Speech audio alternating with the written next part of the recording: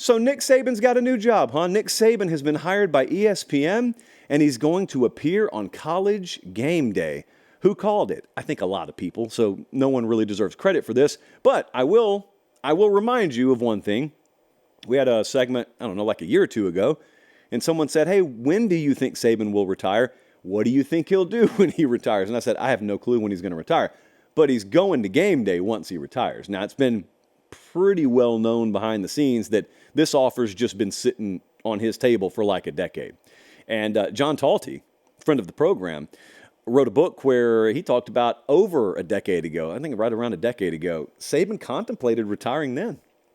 And this is where he would have gone then, and this is where he's going now. Now, what I said last year when someone asked is, I think he'll go to Gameday, and that wasn't the takeaway. The takeaway was, I told you guys, the day he retires from Alabama, he will get a raise. And you said, well, how is that possible? He's the highest paid coach in college football. You're right.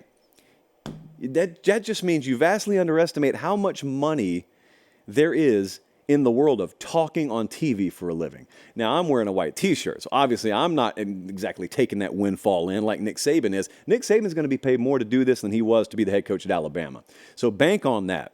And I also have a sneaking suspicion that as Nick Saban gets a little taste of this world and how it does not exactly require a 17-hour workday to shine on College Gameday talking about what you've been an expert in for your entire life in a microphone, I get the sense that, maybe he looks past just being a participant and maybe looks into things like ownership and not of ESPN per se, but looks into, some of the same things the Mannings have looked into, for example.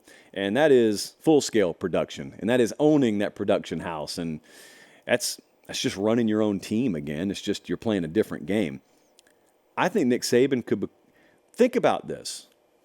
I'm going to speak carefully here. I think this could lead to Nick Saban being an even bigger star than he already was. And he's the biggest star, one of the biggest stars in the history of this game in his profession. But he left the game at or near the top, first off. Secondly, he's universally respected. And now, unlike at any other point you've ever known him in, he has the freedom to be as honest as he wants to be. You've never heard him unfiltered. I've been around him off the record before.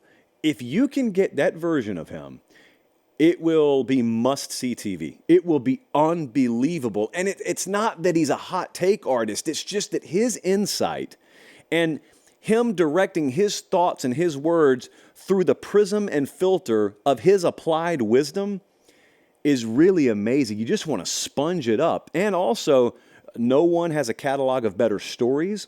No one has a better network than him. I mean, everybody knows him or wants to know him. He can call in any favor at any time.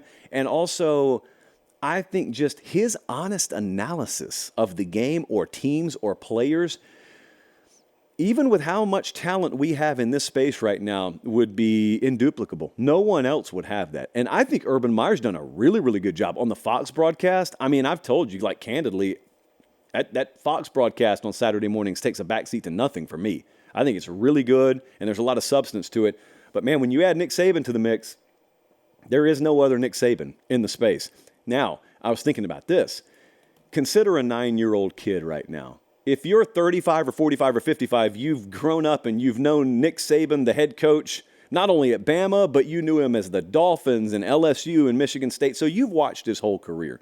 He's a head coach. He's a legend to you.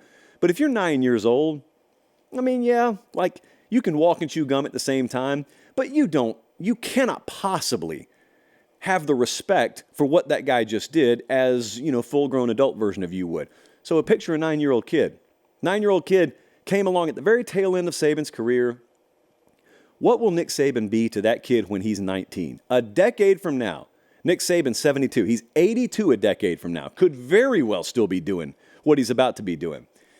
You realize we're not too far away from a young generation of people knowing Nick Saban as a broadcaster, not as a coach. They'll know that he coached, but they will have grown up with him as a broadcaster.